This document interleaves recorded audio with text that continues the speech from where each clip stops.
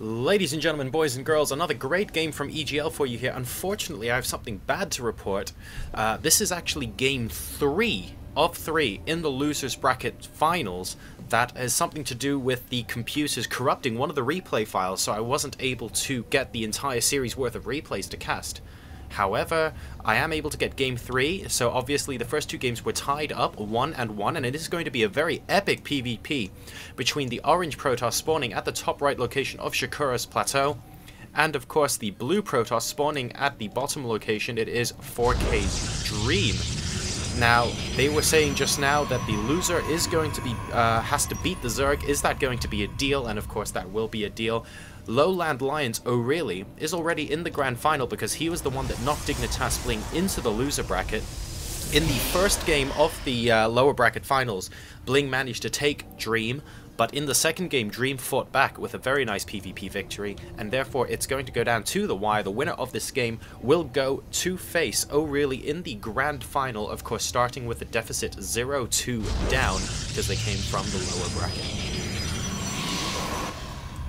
So we are going to see BlinG going for the gateway first, as does DreAm. We're going to see whether or not these guys opt to do a 4-gate. Are we going to see some Protoss 4-gate versus 4-gate shenanigans? We have got a single gas being taken from both players, so it's entirely possible. Builds completely identical so far. BlinG is going to scout the incorrect location first. So DreAm's going to have a little bit more scouting information, or is he? No, both of them are going to scout the same side of the map first.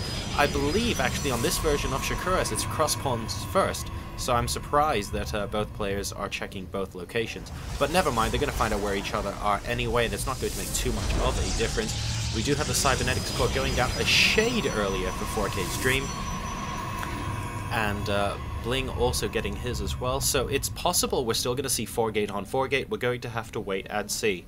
A Zealot now coming out from DreAm, BlinG opting not to go for that quick a Zealot, and instead his gateway is still not producing anything, so that can only mean that he wants to go for a Stalker first. So a little bit of variation in build here. Chrono Boost being saved up by both sides at the moment, presumably waiting for Warp Gate to complete. And there we go, Warp Gate immediately gets Chrono Boosted, and the second Stalker is going to come out for DreAm as well. Whereas for BlinG, he's going to have that Stalker as his first unit, so he has a little bit more in terms of minerals because he completely skipped that first Zealot, of course.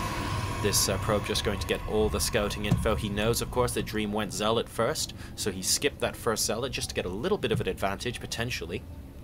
And that probe going to see, everything there is to see. Unfortunately gets a big swipe off, and one more swipe will kill that, so he's going to have to get out of dodge. But now DreAm electing to go a second and third gateway. Meanwhile, in the base of BlinG, we see absolutely nothing yet.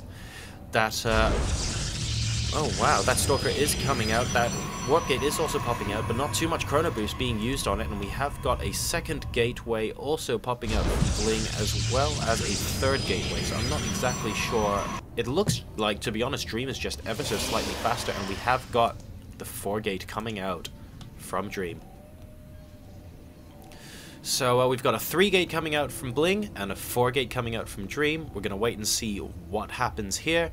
We have a sentry, of course, popping out for BlinG. It looks like he's going to maybe expand slightly earlier, perhaps, and see if he can defend this 4-gate popping out from DreAm's way. At the watchtower, we have DreAm's initial Zealot and Stalker just holding the fort, making sure he has a bit of map control, and a very nice forward pylon on the high ground at BlinG's 4th.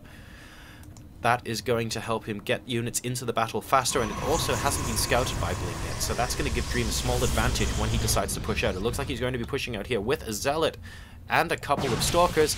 BlinG sees this and immediately pulls back with the Stalker, taking about half worth of shield damage, and he's going to pull up to the top of his ramp as he gets the robotics facility. So DreAm going for the 4-gate, BlinG attempting to defend. Very nice force field, picking off 2 Stalkers here. Some fantastic micro going on there, great force field. Oh no, trapping a Stalker and a Zealot as well. DreAm is losing a lot of units here. He's got a lot of forward pylons going down, but the number of units that he lost with those first 2 force fields is absolutely huge. BlinG looks like he should be able to hold this now. Again, force fielding, making sure those 3 Stalkers get trapped up here. but unfortunately a warp in of Zealots on the high ground is going to force BlinG to pull back. He now has to pull all of his probes. This looks like it's going to be a do or die move from BlinG here, using probes to defend, getting a very nice surround on one of the Stalkers, and it looks like BlinG is going to be able to hold this. A lot of pylons going down. We do have 2 more Zealots being warped in, but DreAm is slowly running out of cash now to maintain this attack, and it looks like BlinG is going to be able to hold. Great use of probes there. Usually when a Protoss pulls probes, you think, oh no, it's about to end, it looks like they're going to lose, but in this case, BlinG manages to completely hold it off, and now the supply is 37 to 29. Great force field going down there once again from BlinG, keeping the units out, and it looks like he's going to be able to pick off these pylons. Advantage BlinG holding off the 4-gate from DreAm spectacularly.